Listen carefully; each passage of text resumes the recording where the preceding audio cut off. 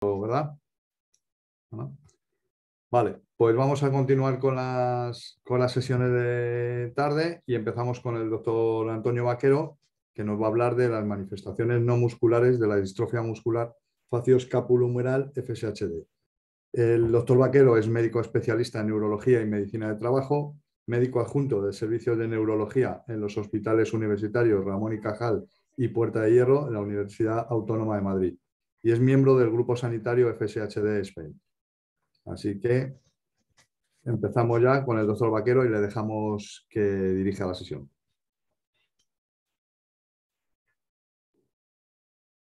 No se le oye. Lo tenía silenciado. Ahora, ya está. Digo que buenas tardes a todos. Lo primero que quería es agradecer a los organizadores del Congreso el que me hayan invitado a participar y me encanta estar al lado de Pilar Camaño, que es una eminencia en esta enfermedad, y con los ponentes que han estado esta mañana de gran altura y que van a estar mañana también por la tarde. Es decir, para mí es una gran satisfacción poder colaborar en este Congreso. Una vez dicho esto, pues vamos a empezar la sesión. Voy a compartir pantalla. Si hay algún problema me decís. Compartir pantalla. A ver. Ahora. Ahí, perfecto. Está correcto. Ahí vale. Se ve bien. Muy bien. Bueno, pues empezamos. Quiero decir que vamos a hablar de las manifestaciones no musculares. Lo que todo el mundo conoce son las manifestaciones musculares. Las manifestaciones no musculares las voy a dividir en dos grupos, ¿no? Un grupo que va a ser manifestaciones que no tienen nada que ver con el músculo, es decir, están en otro órgano, esas lesiones están en otro órgano o sistema del cuerpo distinto del músculo. Y hay otras que, aunque sí están en relación con el músculo, pero no directamente con el movimiento, es decir, no es el músculo que mueve el osteoesqueleto, sino que está, por ejemplo, pues, con dificultad para tragar, en fin, son alteraciones musculares, pero no directamente relacionadas con el músculo esquelético, sí con el músculo estriado, pero no con el esquelético, ¿de acuerdo? A ver, ¿cómo soy yo esto? Ahora.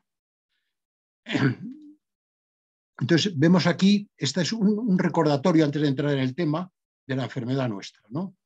Lo primero que tenemos que saber, vamos a ir a la columna de aquí, voy a poner el láser. Muy bien.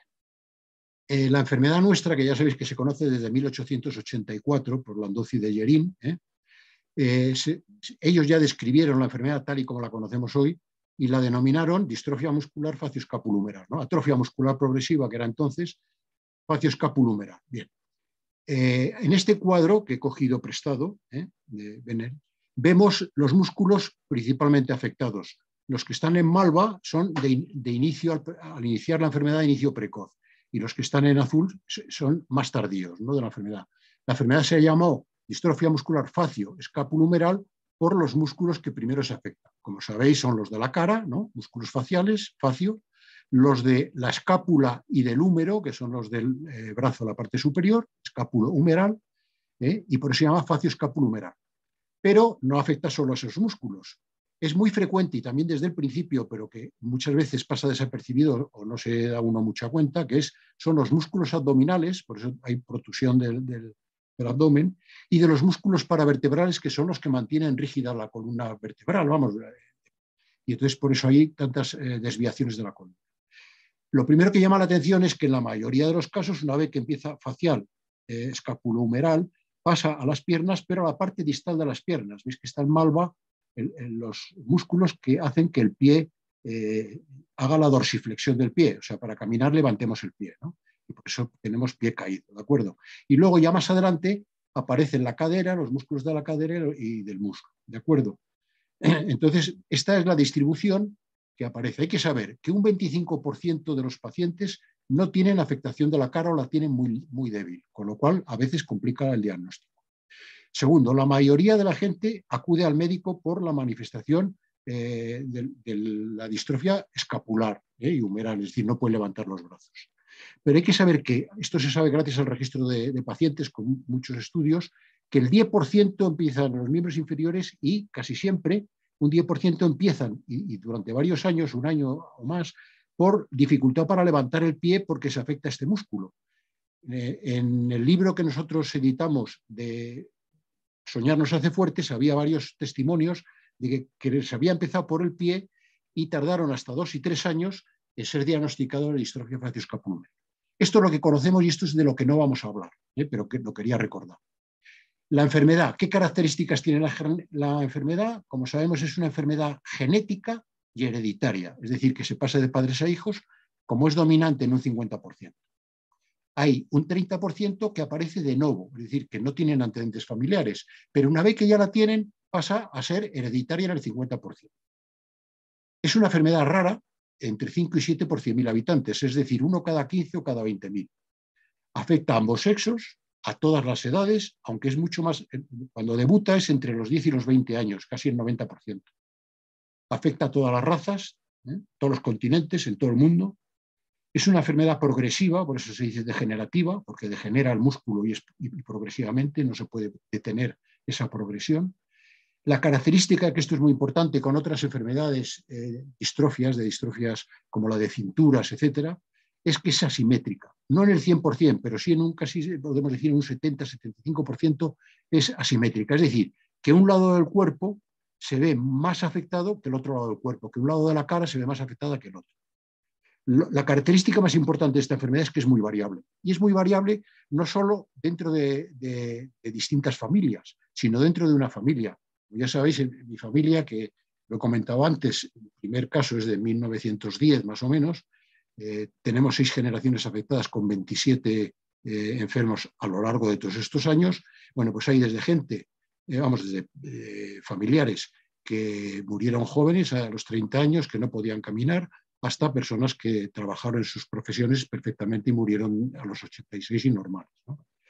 Hay que saber que esta enfermedad, a diferencia de lo que creen los médicos de cabecera y la gente, que es una enfermedad banal o que es poco importante, hay que saber que en niños es muy grave, es una enfermedad que incluso durante unos años se pensó si era otra enfermedad distinta antes de saber el defecto genético. No, es la misma enfermedad, y que a los 40 años, 40-50 años está un 20 o 30% en silla de ruedas, pero a los niños es un 50%, es un 50%.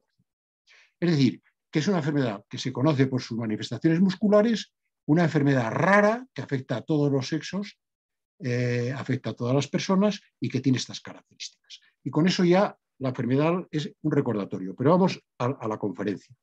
La conferencia de hoy son manifestaciones. Esto no sé si lo veis vosotros. Esta parte de arriba la estáis viendo, no sé cómo quitar esto. ¿Lo veis o no? No Vale. No lo estamos viendo, ¿eh? Vale, entonces, veis la diapositiva completa, ¿verdad? Eso es.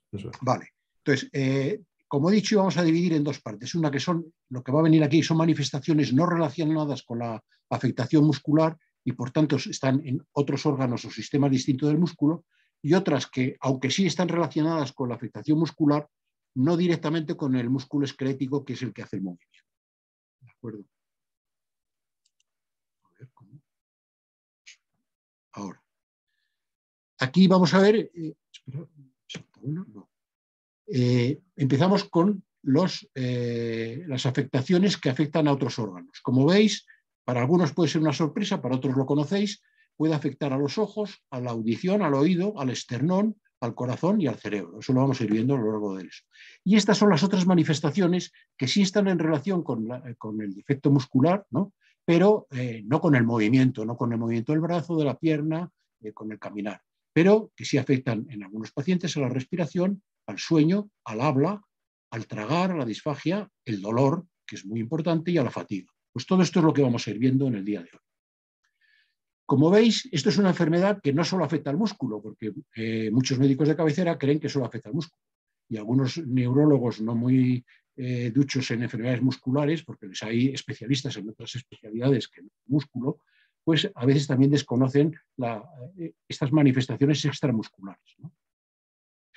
Lo primero que nos preguntamos es cómo es posible que una enfermedad muscular, y que siempre hemos dicho que su gen que está alterado está en el músculo, cómo es posible que pueda manifestarse en otras partes del organismo, ¿no? Es por qué se producen las manifestaciones no musculares de las que vamos a hablar. Esto es Antonio, perdona, sí. no sé si se te ha bloqueado la slide. Estamos con la misma que tenías antes. Las likes, ¿no? O Perdona. sea, la presentación, no sé si has Ah, pasado alguna y está bloqueada. yo sí la paso. ¿No la veis? ¿En cuál es la Ahora misma? mismo la que estamos viendo FSHD, es FSHD, manifestaciones no musculares Esta. y- Ah, bueno, y en la que están. la que está solo la persona que pone manifestaciones sí relacionadas con afectación muscular, no del músculo esquelético, movimiento corporal y a la izquierda alteración de otros órganos o sistemas. Vale, entonces Es- voy a salir de la presentación, ¿no? Y Esa entrar. es que creo que estás hablando de otra cosa y está como bloqueada, no se ve más. ¿Y por qué? No lo sé. A ver, no pasa, no os pasa a vosotros, ¿no? No. Vale, perdonar, a ver, ¿qué puedo hacer? Fin de presentación. Bueno, A ver, compartir pantalla. sí. Se ha detenido la función de compartir pantalla porque la ventana compartida está cerrada. Vale, ahora ya no estás compartiendo. Ahora Vale, tienes ahora que volver a compartir pantalla. yo aprieto compartir pantalla. No estoy compartiendo pantalla. No, ahora no. Tengo un problema. ¿Por qué? Ahora no. A ver. Voy a cerrar aquí. Ahora estamos todos en la... Perdonar, ¿eh? No, no, no hay problema. A ver, compartir pantalla. Ahora comparto. De momento no. ¿Y por qué? ¿Me salgo de la sesión? ¿Qué hago? No, no, no, no, no, no te salgas porque Bueno, a ahí, ver. a ver, A ver. la presentación no la tiene. Sí la tiene, sí. Sí la tenéis ahí. Vamos a ver, yo aprieto en compartir pantalla. A mí me sale la pantalla completa, pero no a vosotros. Abajo tienes un esto de compartir pantalla. Una vez que compartes pantalla, tendrás como Sí, un. ahora está, ahora está. Eso, ahí. Uf, No, ahora. Bueno, sí, ahí has compartido, pero pero tienes. espera, que ahora tengo que. Es que la la- tenía programada para no ver todo esto, pero es igual. A ver dónde tengo yo ahora aquí la presentación. Espera. Arriba, arriba, Antonio. ¿Dónde? No sé dónde la tengo. ¿Aquí? ¿Es esta? La No, parte de arriba pone ponencia doctor Vaquero. esa es. A ver. Arriba a la a derecha, la derecha. el Ah, tercer, esta ahí. es. Esa es. Ahora, vale. Entonces, perdonar, ¿eh? No, no, no hay ningún problema. Estábamos en esta. A ver. Está, No, dos Cuando te dan la antes. En diapositiva la que tercera. ¿Ahora? estábamos en la tercera, ahí Tercera. estábamos. En esa, eso. En Ahí, esta. En ahí. esa. Perdonar, Eso. ¿eh? No hay Bueno, problema. entonces lo que venía a decir es que había unas manifestaciones clínicas que afectan a otros órganos o sistemas, como vemos ahí el oído, los ojos, el oído, el esternón, el corazón y el cerebro. Y luego que había otras manifestaciones que, aunque sí dependían de la afectación del músculo estriado, que es el que mueve los músculos, ¿no? Pero no estaban en relación con el movimiento corporal, sino, como podíamos ver, aquí tenéis pues, con los pulmones, con la respiración, con el sueño, con el habla, con la dificultad para tragar, la disfagia y con el dolor y la fatiga crónica. Entonces estábamos en esta hora en el que decía yo que es una enfermedad que no solo es una enfermedad muscular, es algo más que una enfermedad muscular. Y que decía que había médicos que no conocían esto, ¿no? Entonces venía ahora a decir que por qué se producen las manifestaciones no musculares si el gen que está alterado está en el músculo y no en otras partes. En otras partes no está alterado el gen. Entonces, ¿por qué se produce esto, no? Y entonces aquí es donde me he quedado. Esto es un poco complejo porque ya es muy técnico, pero es la base de toda nuestra enfermedad, que yo insisto en que aunque no la entendáis, la veáis para que se os quede. Nuestra enfermedad está en el cromosoma 4, como sabéis. Dentro del cromosoma 4 hay una región, el brazo largo, que es la Q, brazo largo, en la región 35, que es al final del todo. Aquí al final hay un telómero, que es el final del cromosoma. Bueno, pues en esta zona, las personas sanas, las que no tienen la enfermedad, el gen DUS4 está silenciado epigenéticamente. O sea, quiere decirse que es como si no existiera para expresarlo. Es decir, es un silenciamiento del gen, el gen no se expresa y por lo tanto no produce ningún efecto, ni bueno ni malo. O sea, no existe. Para las personas sanas, el gen DUS4 en el músculo no existe. No tiene función ninguna. ¿Qué pasa en las personas con FSHD? Que este gen 4 se desreprime, es decir, de estar silenciado se pone activo. Y al ponerse activo, ¿qué hace? Como todo gen, lo que produce es una proteína. Y esta proteína es la que nos hace el daño. Y se llama proteína 2,4-FL, que es de longitud completa, full light, en inglés, que es la que realmente hace el daño. ¿Y por qué hace el daño? Y aquí vais a entender por qué hay manifestaciones distintas del músculo. Esta proteína, que se crea en todas las proteínas, están en el citoplasma, entra en el núcleo otra vez, en los cromosomas, ¿no?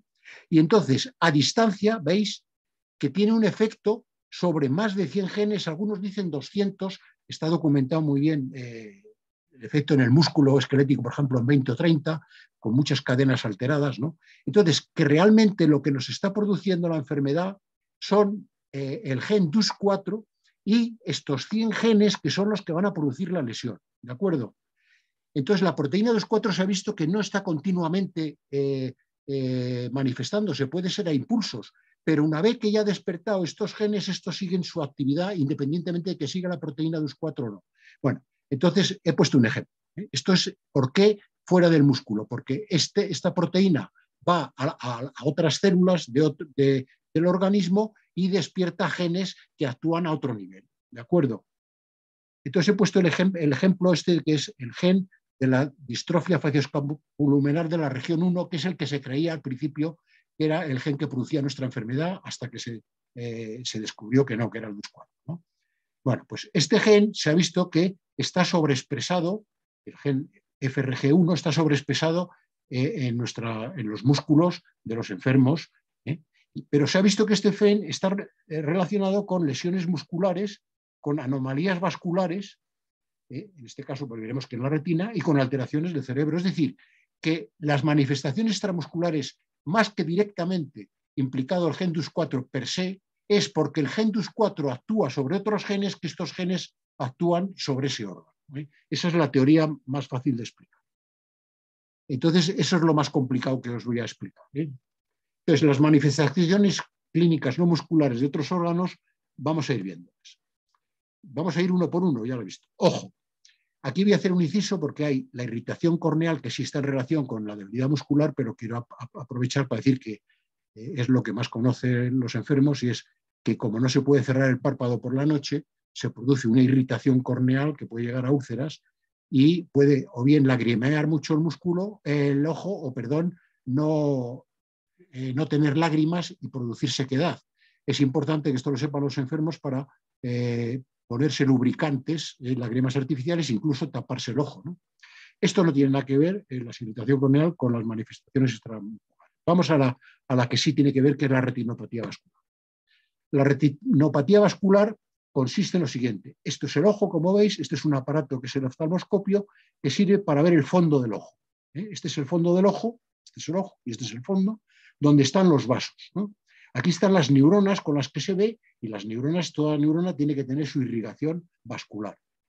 Entonces, ¿dónde está la lesión en nosotros? ¿Están las neuronas de la retina? No, está en los vasos, ¿de acuerdo? Entonces, vemos las arteriolas y venas de la retina en el fondo de ojo y vamos a estudiar por qué está alterado esto.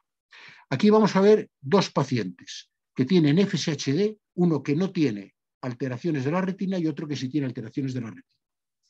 Los que no tienen alteraciones de la retina, he puesto esta imagen por no poner una normal, se ven las arterias, aunque no entendáis, veis aquí unas arterias estiraditas, normales, y no hay ningún exudado, ninguna cosa blanca en medio de la retina. Esto es una foto de la retina.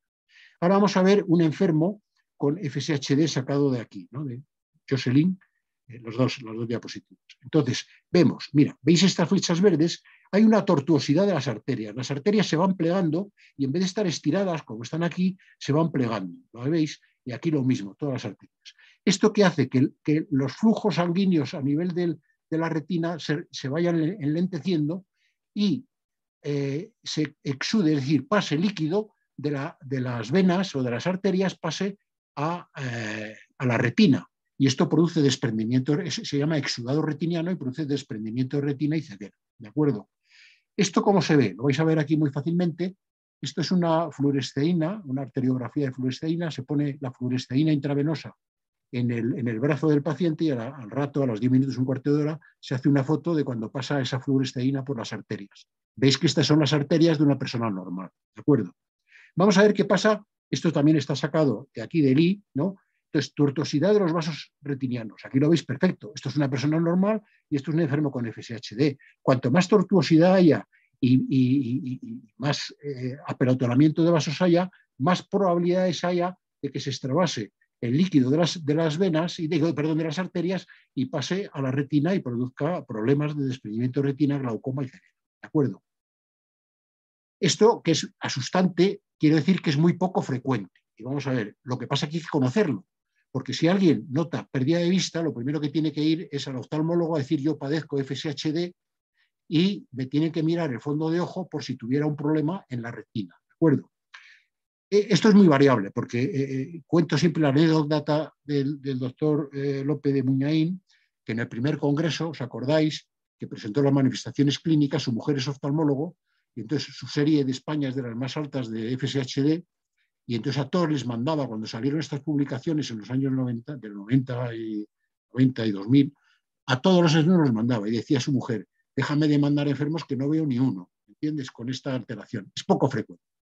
Hoy se estima, he sacado esta, porque hay gente que dice que hay el 60%, pero he sacado la de la guía americana, del Congreso americano, del 15, donde evalúa todos los trabajos que se han hecho sobre esto, y dice que hay un 25% de personas FSH que tienen esta retinopatía. Pero que la mayoría son asintomáticas, que no producen síntomas, es decir, es banal. Solo el 0,6% es una enfermedad grave y que la llaman enfermedad similar al COAS. La enfermedad de COAS es porque produce ese exudado que llega a producir desprendimiento de retina, glaucoma y ceguera. Vamos a ver las diferencias que hay entre ese 0,6%, es decir, es muy poco de enfermos, pero hay que conocerlo. Entonces, ¿qué diferencias hay entre lo que parece una enfermedad de COAS en FSHD y la verdadera? Bueno, primero, que es menos, la pérdida de visión solo se ve en menos del 1% de los enfermos de FSHD. Segundo, en la enfermedad de COAS es de un solo ojo, en la nuestra, por desgracia, es de los dos. En la enfermedad de COAS, el 80-90% es en varones, aquí es en ambos sexos. Incluso algunas series dan un poquito más de incidencia, aunque no estadística, en mujeres. Luego, lo más importante, porque esto yo creo que es la clave, es que se asocia casi, podríamos decir casi exclusivamente, a las formas infantiles. Y también dentro de las adultas, muy poco se da, pero en aquellos que tienen mucha deleción, mucha pérdida de ADN, en que tienen 3 unidades de D4C4 o menos de 15 kilobases. Es decir, enfermos que tienen una deleción importante. Y estos no suelen ser un 20% de todos los enfermos de FSH. La curva de Gauss normalmente está entre 20 y 25, 26, en más del 50%, es decir, no son muchos pacientes. Una cosa curiosa es que en FSH2 sí se ve la vasculopatía retiniana, que insisto es asintomática, esas tortuosidades, pero hasta el día de hoy que yo conozca no se ha descrito ninguna enfermedad de COAS en FSH2. Por fin, decir que se produce por eso que os he explicado antes, de que el DUS4 influye en otros genes, ¿no?, y que se puede tratar con láser, quimioterapia y cirugía. Esto es lo que quería hablar de los ojos. De los oídos.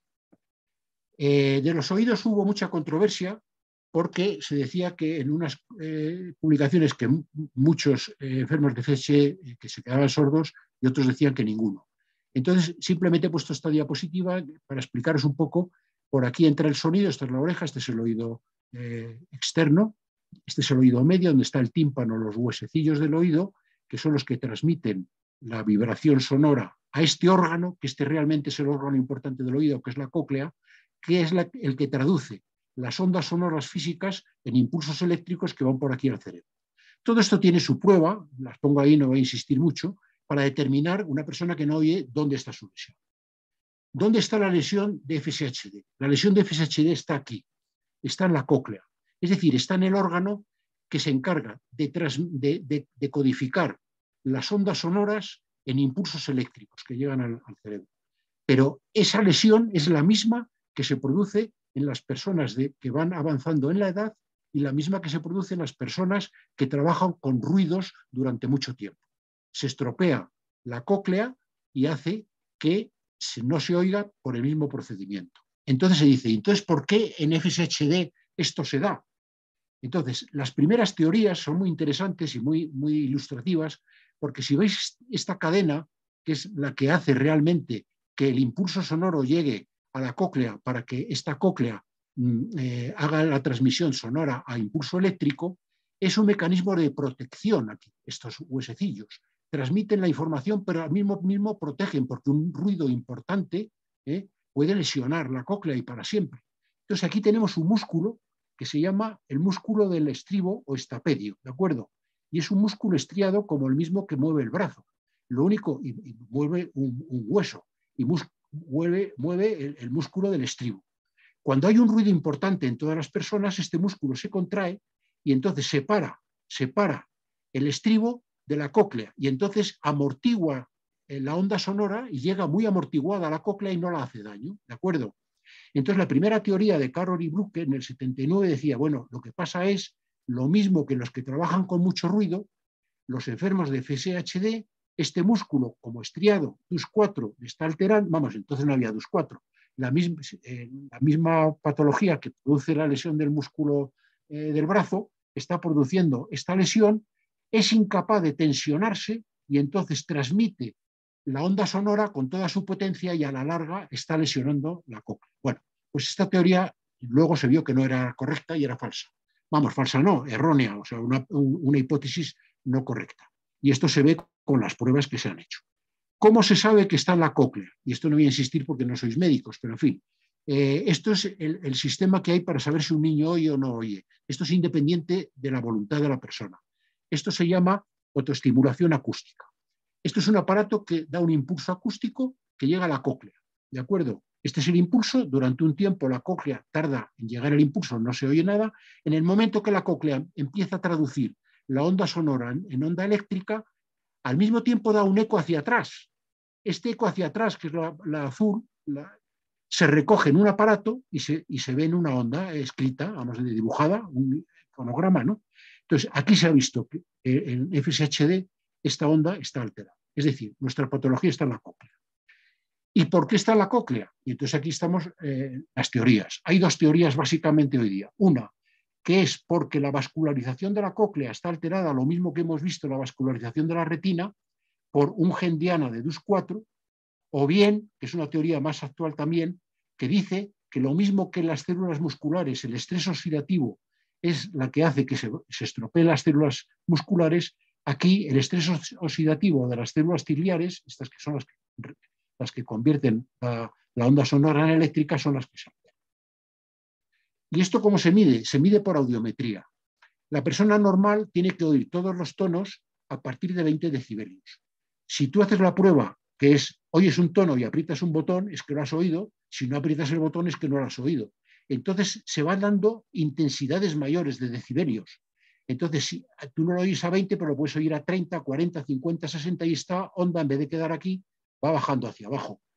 Esto es de una persona normal joven, porque en las personas mayores a partir de los 50, 60 años esta curva baja. Perdón.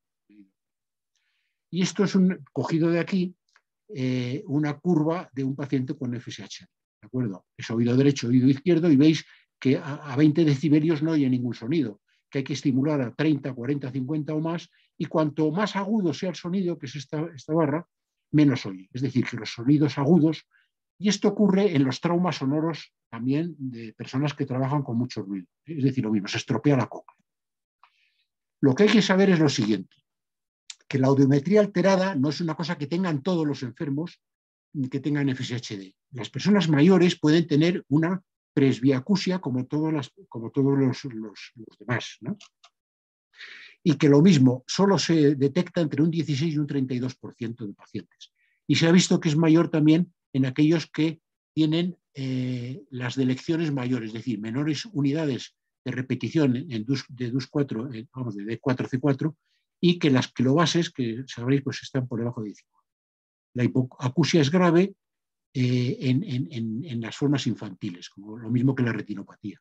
Y entonces esto hay que saberlo, porque los niños, es obligatorio a todos los niños que tienen FSH de mandarlos al otorrino, y les tienen que hacer obligatoriamente la autoestimulación, porque los niños no saben si oyen o no, pero con esa curva se sabe si oyen o no, porque si no oye, no son todos los niños que no oyen pueden estar alrededor del 32-33%, que es lo que se da por la mayor afectación que existe en la enfermedad, pero claro, son una proporción muy alta de 30 niños que no oigan bien, no digo que estén sordos, sino que no oigan bien, pues pueden tener problemas en el habla, porque para aprender a hablar tienes que saber oír, y pues si no puedes hablar, tienes problemas de aprendizaje. Pasamos a otro tema, el esternón. Esto no me voy a extender mucho, simplemente el esternón, que es este hueso que está aquí, si es que veo este de aquí, este está alterado en nuestra enfermedad entre un 5 y un 15%. Aprovecho, aunque no tiene nada que ver con el esternón, pero sí con los huesos, que hay un déficit de vitamina D en nuestra enfermedad, aunque también hay mucho en la población general, pero la nuestra más, y que la masa ósea corporal, las densitometrías óseas hechas a pacientes nuestros, también está baja, ¿de acuerdo? Sin embargo, no se ha visto una osteoporosis mayor en personas que no tengan déficit de vitamina D. Es decir, que la osteoporosis, si se ve en FSHD, es por la inmovilidad y de acuerdo a la población general. Simplemente, ¿cómo se ve? En FSHD casi siempre es estético. Se ve un hundimiento del esternón hacia adentro, se ve aquí en el niño. La población general es muy poco frecuente, es decir, 1 de cada 1000 a 3 de cada 1000. Sin embargo, en FSHD es un 5% o 15%, es decir, 50 veces más frecuente. Luego es muy frecuente. ¿Cómo se ve? En la placa de tórax, esto es de una persona normal, que el esternón está en su posición normal y sin embargo aquí está metido para adentro. ¿Qué repercusiones puede tener? Y esto lo pongo porque en casos muy excepcionales sí lo puede tener, pero en FSHD se ve muy poco. Esto es sacado de la Clínica Mayo, vemos un TAC, un corte aquí del cuerpo, y esto se ve el tórax, ¿no?, visto en un TAC. Este es el corazón, este es el esternón, estos son los pulmones, ¿no? Entonces, si el esternón se mete mucho para adentro, desplaza el corazón hacia un lado, el pulmón de este lado queda comprimido y puede haber problemas tanto de corazón, de funcionamiento del corazón, porque no tiene espacio para expandirse, como del pulmón para coger aire. ¿De acuerdo? Este es un caso, cogido también aquí de Chen, de un spectus excavatum, de un FSHD, que veis que no desplaza el corazón, que es más estético, que los dos pulmones están bien. Esto es lo habitual y lo normal. Simplemente es estético, pero hay que saberlo, que si una persona con FSHD tiene esta patología, pues simplemente está asociado a la enfermedad. Vamos a ver ahora otro órgano, que es el corazón. El corazón siempre se ha dicho que no se afectaba en la distrofia facioscapulohumeral, a diferencia, por ejemplo, tan importante como es en el Duchenne o en el Lemberg-Dreyfus o incluso en la de cinturas. Pero hay que saber que sí, hay, por una parte, más que el músculo cardíaco, lo que se afecta es la conducción cardíaca, es las células que hay en el corazón que conducen el ritmo del corazón para que el corazón se contraiga.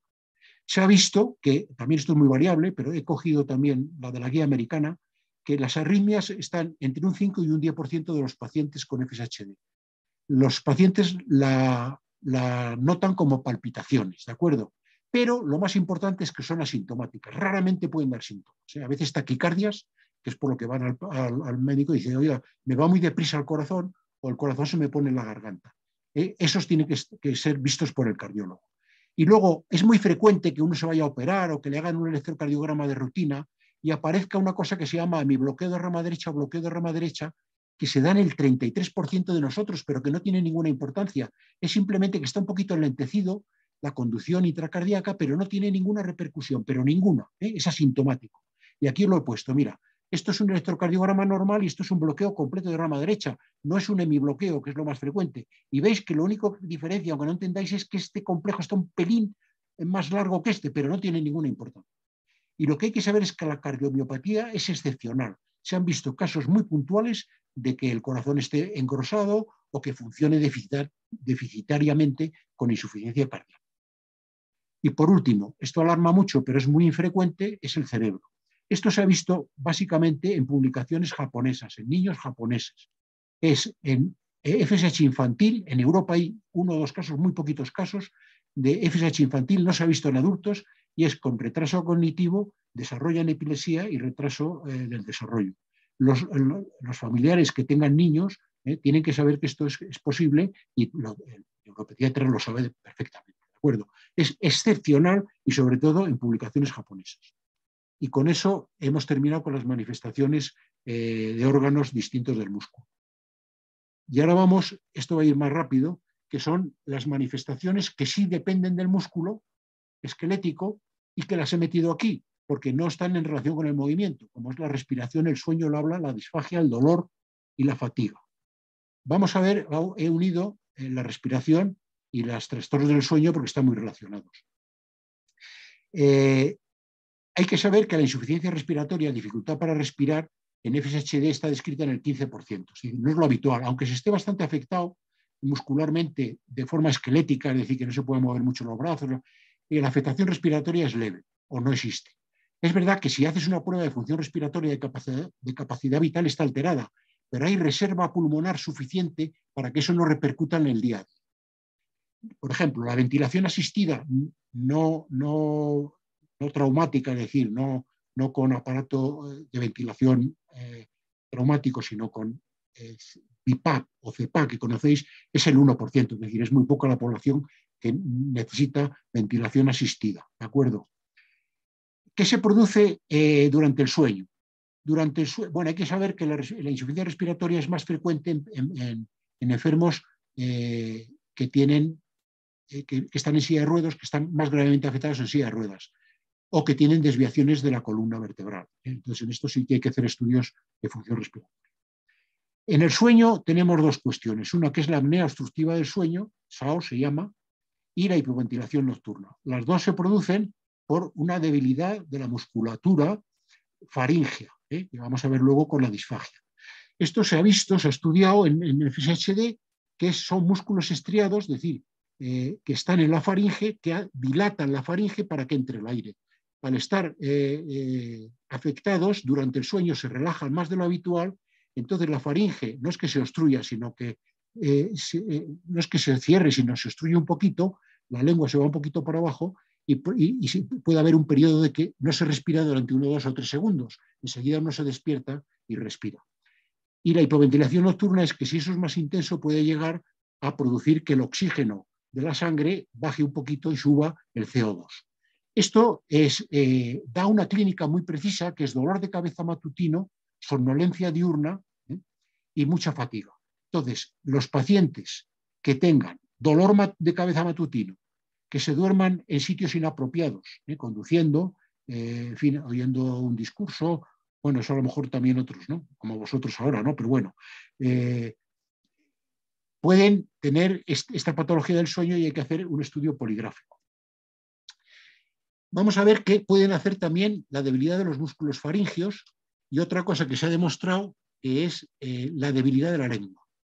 En FSHD es un músculo estriado, pero que en vez de tener función osteoesqueléticas tiene la función de hablar y de tragar, ¿no? Y se ha visto que está afectado. Incluso en algunos niños y pacientes muy afectados puede haber una atrofia o adelgazamiento de la lengua. Esto se ha visto midiendo la presión que se ejerce la lengua contra el paladar.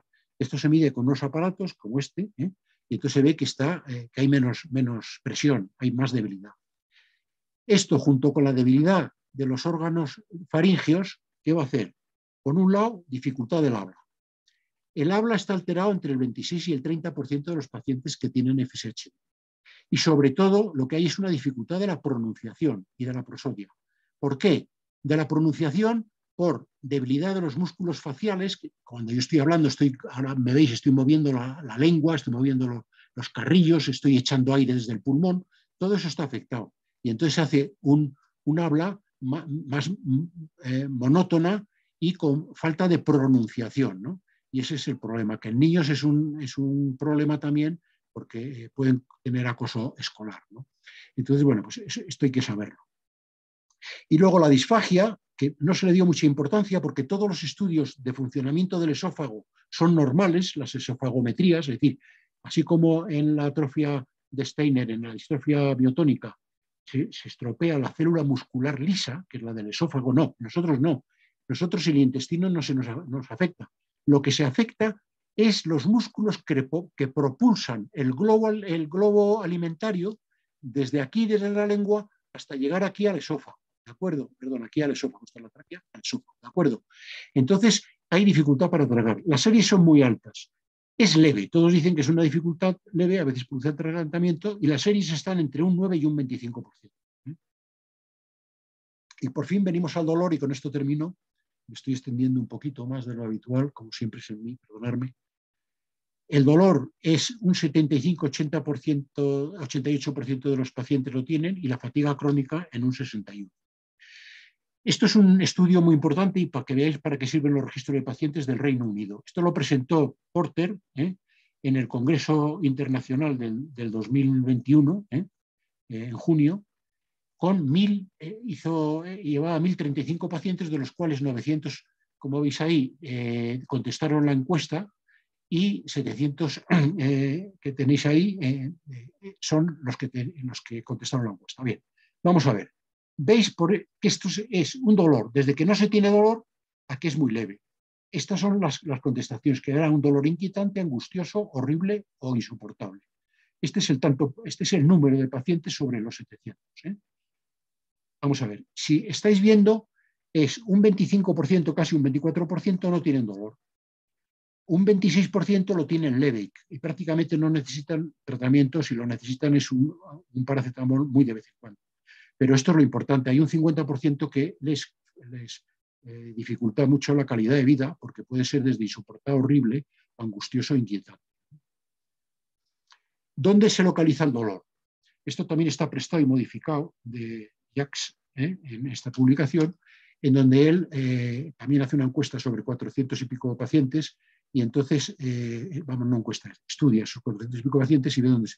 El dolor más intenso está referido, con esta imagen, encima en el hombro, ¿no? Tanto en el propio hombro como encima de la clavícula, y lateralmente, unilateralmente, y en la espalda, en el cuello, en la parte posterior del cuello y en la región lumbar. Eso es donde más se queja la gente. Después, y además es un dolor más intenso, ¿no?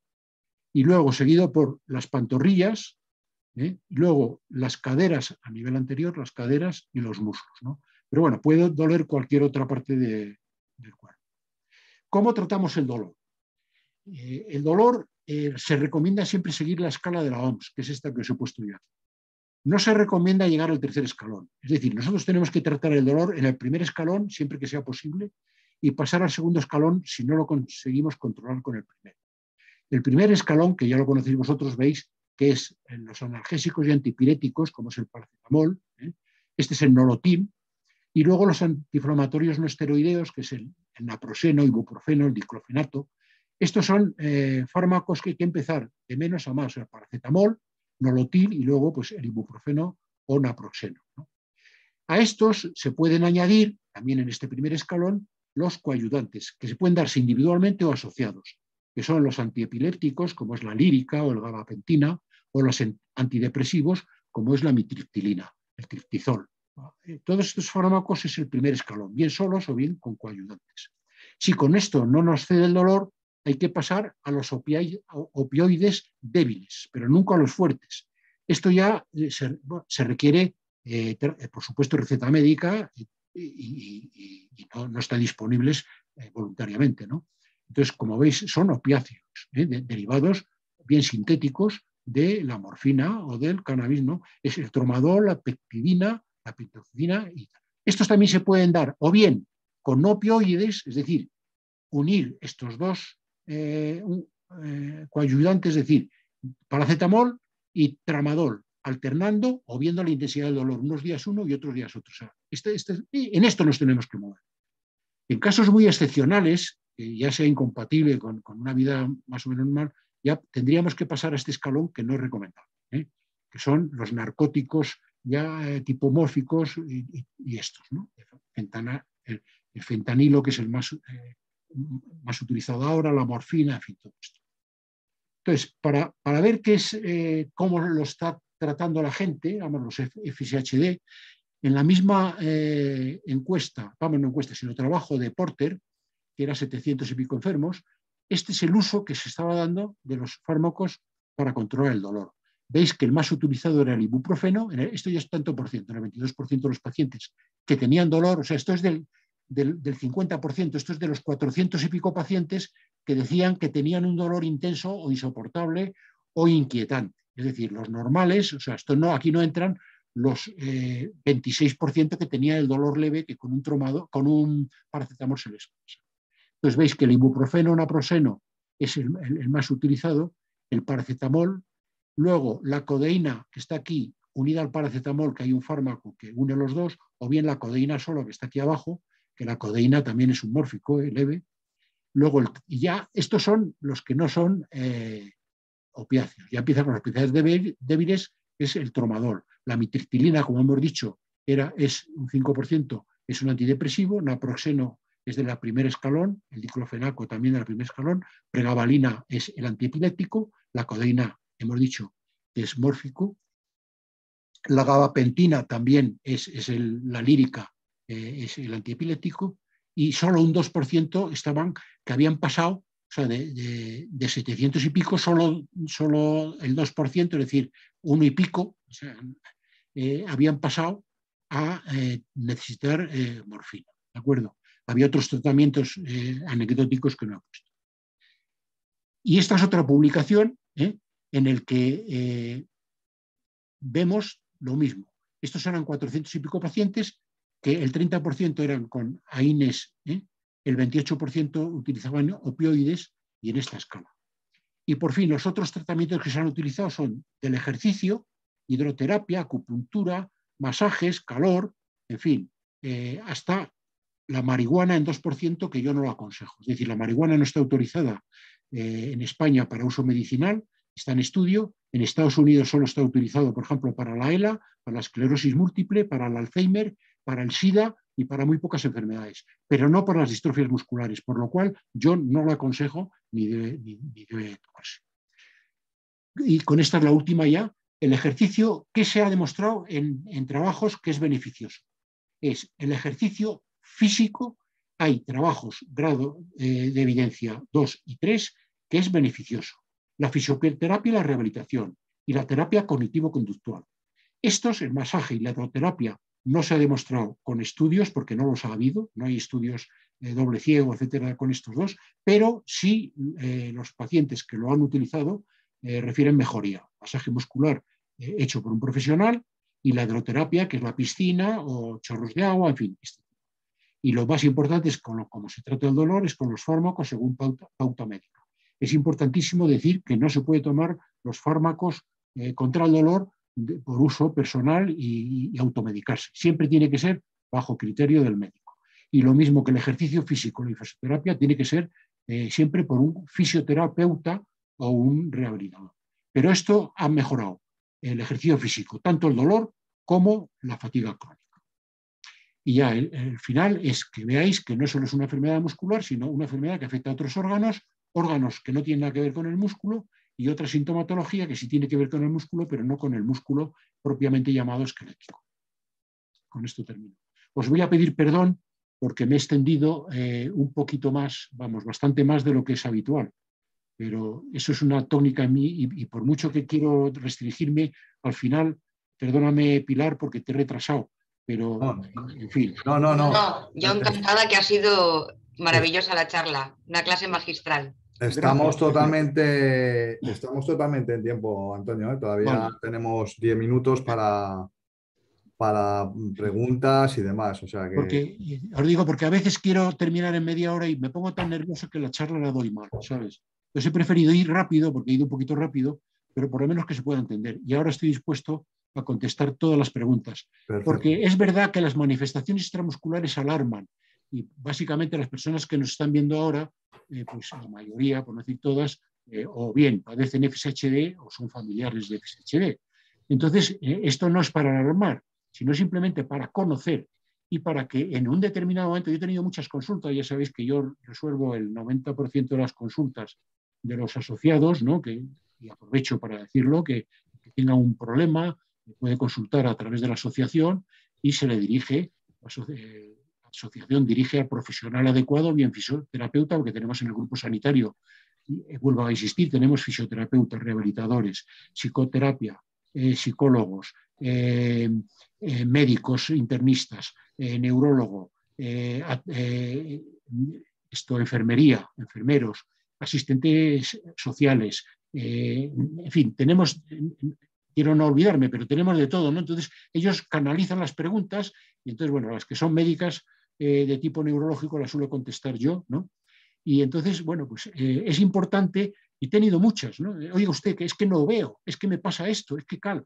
Entonces lo primero que decir, oye, mire usted, no se alarme, no se preocupe, vaya al oftalmólogo y además al oftalmólogo diga que tiene FSHD que produce esto. Yo les hago un informe para que entreguen al oftalmólogo. Lo mismo pasa con el oído, con tal. No es para alarmar.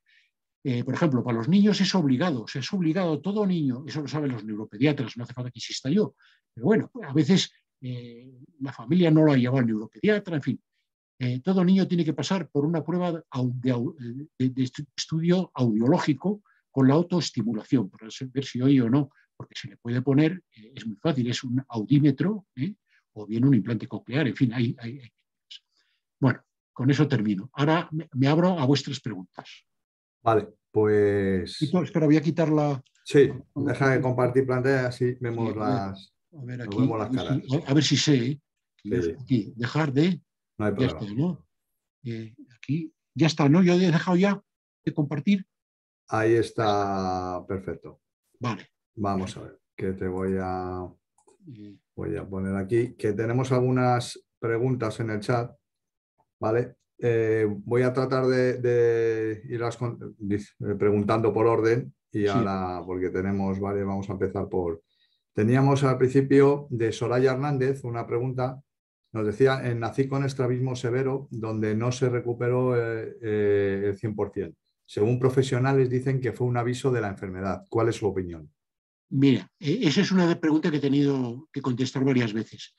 Hay que saber que hay enfermedades, distrofias musculares que afectan a los músculos que mueven los ojos, En la FSHD no hay ninguna afectación, no existe afectación de los músculos que mueven los ojos. Es decir, los movimientos oculares de los FSHD son exactamente igual que la población general.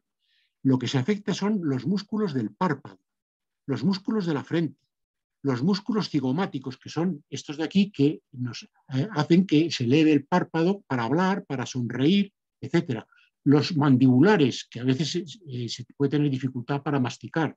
Pero los ojos es un criterio de exclusión. O sea, una persona que tenga debilidad de los ojos porque no mueva bien los ojos, eso es exclusión de la enfermedad. Ahora vamos a ver, ¿qué pasa?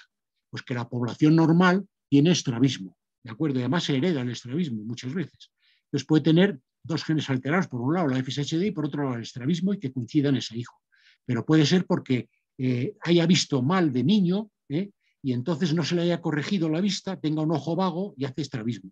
Hay una cosa que también es que no todo el mundo tiene alineado en la vista los dos ojos para enfocar un objeto simétricamente, es decir, que un ojo se le va un poquito, aunque el cerebro no se da cuenta y lo corrige, ¿de acuerdo? O sea que todas estas patologías no es un aviso de la enfermedad y no tienen nada que ver con FSHD, ¿de acuerdo?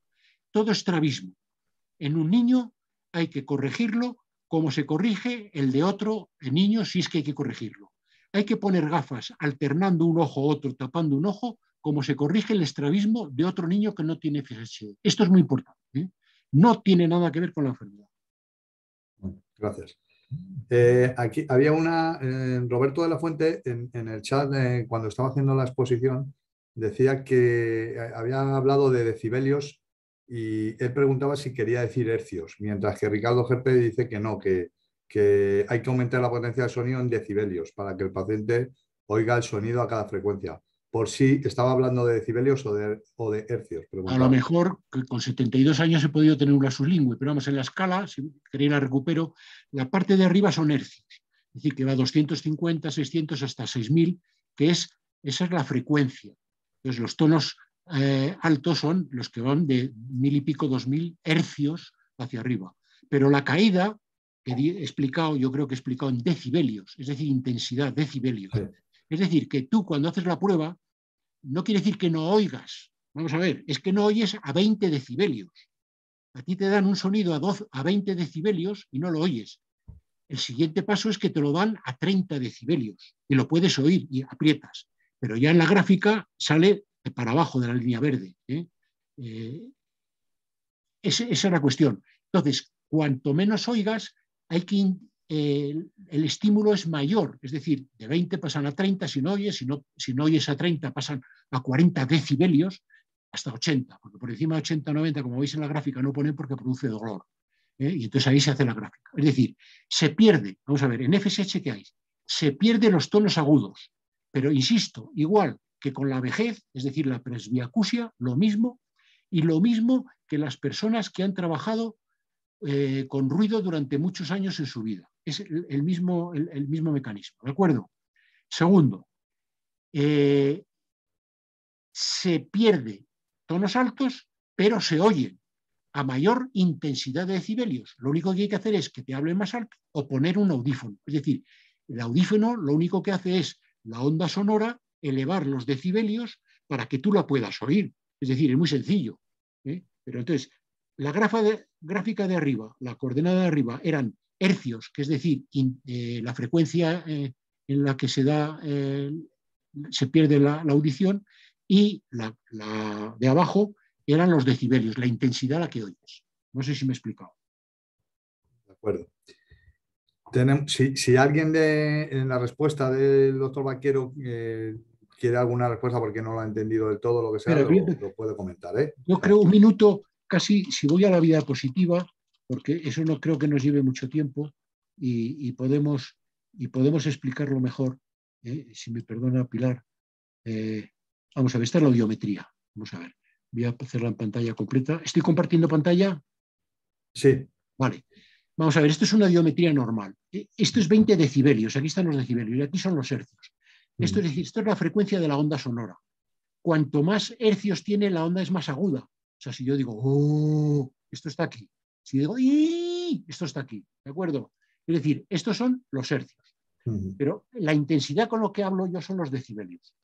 Las personas normales tienen que oír a partir todos los sonidos que se emitan por debajo de 0 a 20 decibelios, ¿de acuerdo?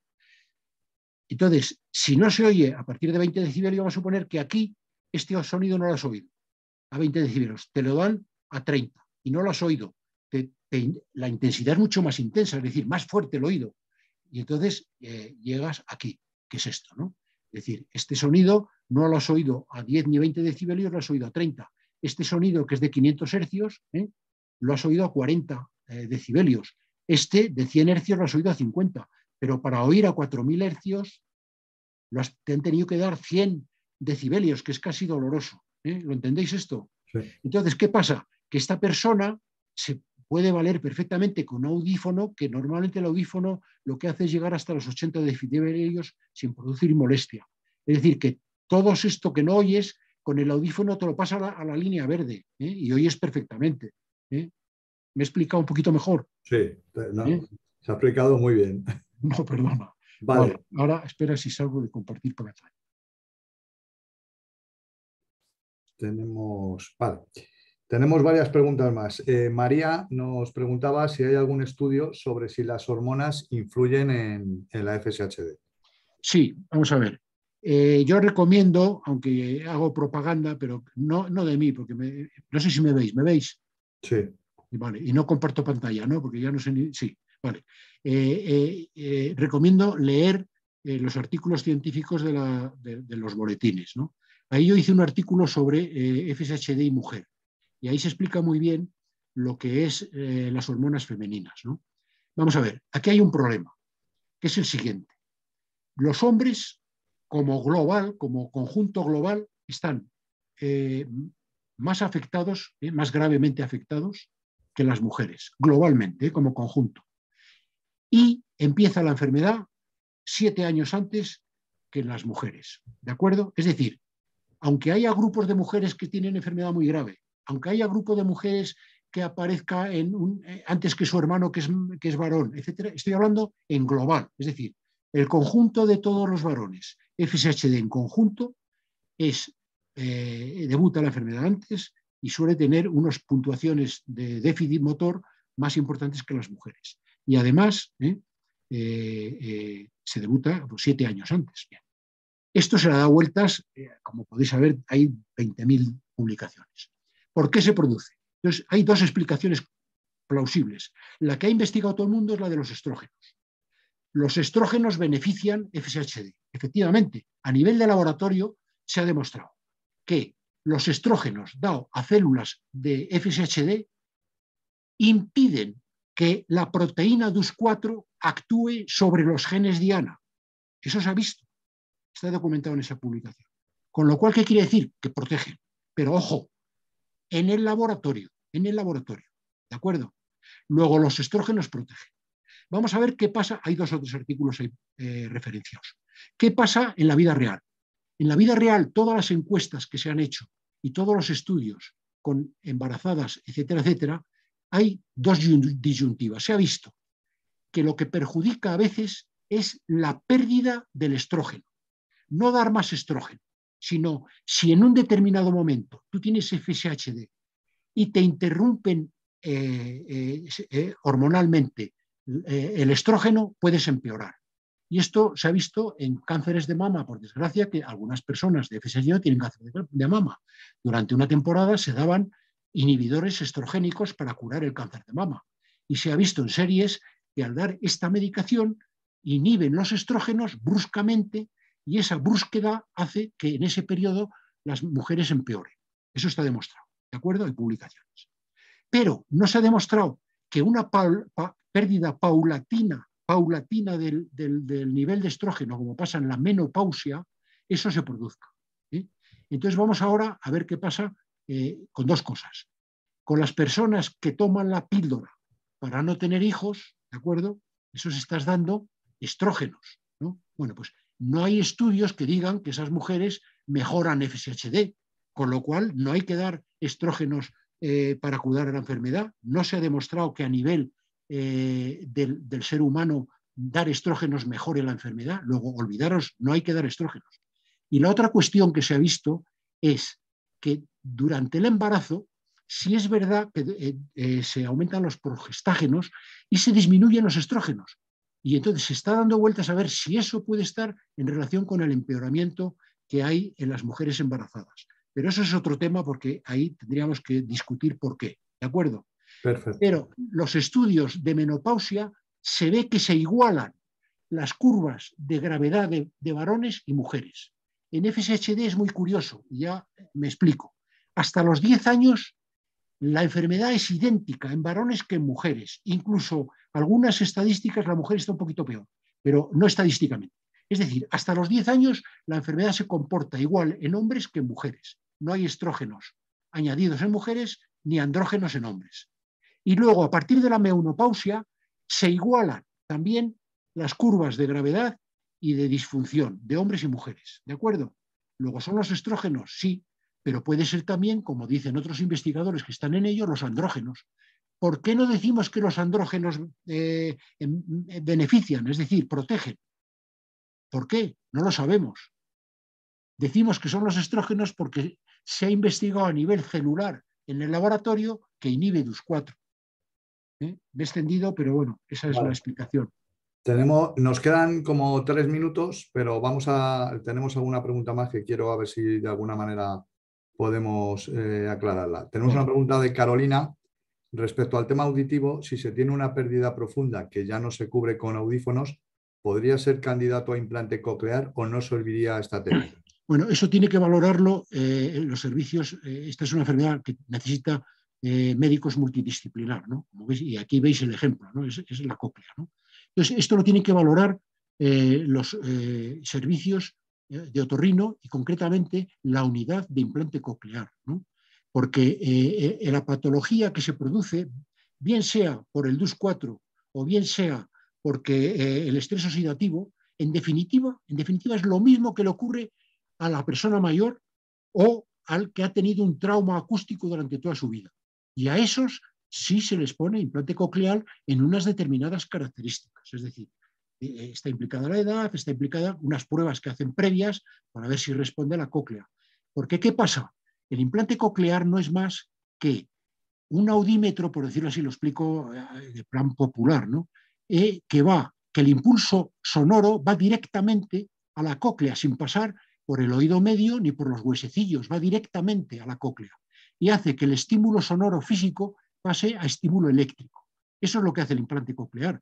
Entonces, se puede saber con la autoestimulación esta que hemos hablado si la cóclea funciona, porque cuando estás sordo por la presbiacusia, ves que los huesecillos y todo no funciona la cóclea, pero la cóclea sí sigue funcionando si tú el estímulo se lo das tan intenso que pueda estimular la cóclea, ¿no? Las células ciliares. Y eso es lo que hace el implante coclear. Luego, eso lo valora, yo creo que puede ser candidato una persona que no oye de FSHD, lo mismo que una presbiacusia severa o una persona que ha estado con trauma acústico durante toda su vida. Pero lo tiene que valorar la unidad de audiología. Muchas gracias. Tenemos otra pregunta de María. María nos pregunta si son los dolores de cabeza, la migraña, una manifestación clínica frecuente en los pacientes con FSHD. No. Vamos a ver, la migraña es frecuente en la población general y la migraña es una entidad que también es muy incapacitante. Vamos a ver qué pasa con los dolores de cabeza y FSHD. Lo primero que hay que saber, como he explicado, es que personas que duermen mal, es decir, que duermen mal, y el dormir mal no es no solo por la apnea obstructiva del sueño y por la hipoapnea nocturna, sino por el dolor. Otro factor para dormir mal es el dolor, que no lo he dicho antes. Entonces, todos estos tres factores hacen que duermas mal. Vamos a ver, si tú eres una persona que duermes bien, perfectamente, los hay, vamos a decir, no todos los FSH no duermen, duermes bien y tienes dolores de cabeza, no tiene nada que ver con lo que voy a decir. Puedes tener migrañas, si vuelvo a insistir, la migraña es una enfermedad común que se puede tener independientemente de FSHD. No hay estudios que digan que hay más frecuencia de producir migraña. Hay muchos estudios de que si la prolaso mitral en el corazón era más frecuente, nada. Al final no se ha encontrado prácticamente casi nada que sea más frecuente en FSHD. La válvula mitral bicúspidea, en fin, os podría hablar una infinidad de cosas. Bueno, la migraña al día de hoy no está demostrado que sea más frecuente en FSHD. Vamos a ver qué pasa. Los que duermen mal. Los que duermen mal, precisamente por tener el sueño interrumpido, van a tener estas tres características. Cefalea matutina, insomnio diurno, es decir, se duermen hasta de pie, como decía uno, ¿no? Y luego fatiga crónica, son incapaces de hacer nada. Incluso puede llegar a tener dificultad de concentración, irritabilidad y cambio de carácter. Entonces, toda la persona FSHD que tenga estos síntomas, dolor de cabeza matutina, irritabilidad matutina o bien durante el día insomnio y tal, hay que ir al neurólogo para que le haga una prueba de sueño.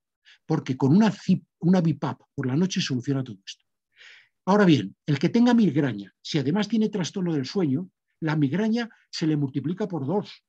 ¿Por qué? Porque la cefalea, que ya es dolor de cabeza en personas que no duermen, le desencadena la migraña. Entonces, esa es la cuestión. No hay más frecuencia de migraña en FSHD. Sí hay dolor de cabeza que no es migraña en relación con el trastorno del sueño. De acuerdo. Tenemos otra pregunta de Antonio Tomás. Nos dice que ha comentado que marihuana no habría que tomar, pero aceite CBD aconseja para el dolor crónico porque yo lo tomo y me siento mucho mejor. ¿No? Ya lo sé. Vamos a ver. Esto es un problema y lo hemos debatido en el grupo sanitario. Yo soy médico, neurólogo y me debo a mi profesión. Es decir, la marihuana, ¿qué es? La marihuana es una droga hoy día, ¿de acuerdo?, del cannabis que está en proceso de autorización legal. Eso es lo que es. Es decir, ¿es bueno o malo? Bueno, puede ser buena, pero puede ser mala. ¿De acuerdo? Eso es lo primero que hay que saber. Es una droga. Y como droga puede ser buena o mala. ¿Cuándo será buena? Será buena cuando esté autorizada para unas determinadas enfermedades y los beneficios, como todas las drogas, los beneficios positivos sean mejores que los beneficios negativos. ¿De acuerdo? Esa es la base. Insisto, en España se está estudiando en el Congreso y cuando se apruebe nos atendremos a ello. Hoy día se autoriza a unidades que se llaman unidades médicas, que están por médicos, de tratamientos de marihuana médica lo pueden recetar. Lo pueden recetar para la enfermedad que ellos consideren oportuna, si va a producir más beneficio que perjuicio. Pero tiene que ser con esas características. El único país, vamos, hay varios países, pero Estados Unidos lo tiene muy bien regulado y se han llevado las manos a la cabeza. Y ya lo sabéis, el lío que ha habido de compra de médicos, de que ha entrado la FDA por el tráfico que ha habido con marihuana y con todo el lío, ¿no? Bueno, está aprobado. Para el Alzheimer, me lo repasé antes de dar esta conferencia, Alzheimer, SIDA, esclerosis lateral amiotrófica, esclerosis múltiple con espasticidad, en el cáncer, tanto por el dolor como por la anorexia. Es decir, este fármaco, como sabéis, aumenta el peso y es un estimulante del apetito. Bien. ¿Qué pasa en FSHD? Yo entiendo que con la marihuana yo solo he tomado un porro en mi vida, y tenía 22 años cuando hice la residencia. Lo probé una vez y no volví a probar en mi vida. Pero bueno, es una droga que socialmente está muy admitida y que produce cierto placer, etcétera, etcétera. Y es evidente que una persona que está con dolor y con molestias, etcétera, le puede producir beneficio a nivel psicológico, etcétera, etcétera. Pero no hay que olvidar que tiene efectos secundarios. Y entonces mi consejo es, la marihuana medicinal está en polvo, está en pastillas, está en fumar y en aceites. Los aceites se pueden dar o bien en la zona dolorosa, pero al final se absorbe, o se puede dar en tostadas, o sea, para tomar en tostadas. Es decir, hay muchas formas. Yo, mi consejo es que hable con su neurólogo, porque tampoco sé la intensidad del dolor. Yo, antes de que pase al grupo 3 de mórficos, yo me inclinaría a un paciente mío, bueno, pues vamos a probar la marihuana, ¿no? Pero vamos a probar sin eso, ¿no? Pero como norma no está autorizada la marihuana y yo como médico no recomiendo la marihuana al día de hoy, porque no hay ensayos. En el momento que haya ensayos lo daremos. El ejercicio físico se ha tardado muchos años en determinar qué era bueno para la distrofia. Cuando yo empecé la residencia se decía que no había que hacer ejercicio físico. Y es la manera de avanzar. O sea, es decir, en principio no tomar marihuana salvo que tu médico te la indique. De acuerdo, pues. Ya veis que la prueba muy poca gente. En 1000 pacientes eran 2. Nos quedarían todavía tenemos como 6 o 7 preguntas, pero tenemos a Pilar. Tenemos a Pilar esperándonos, bueno, no, yo creo que hable Pilar y luego al final, después de que le hagan las preguntas a Pilar, si quieren que les contestemos, vale, me quedo yo y contesto. Vale. Tenemos alguna pregunta por Facebook también, que están preguntando por fuera del chat, con lo cual vamos a continuar.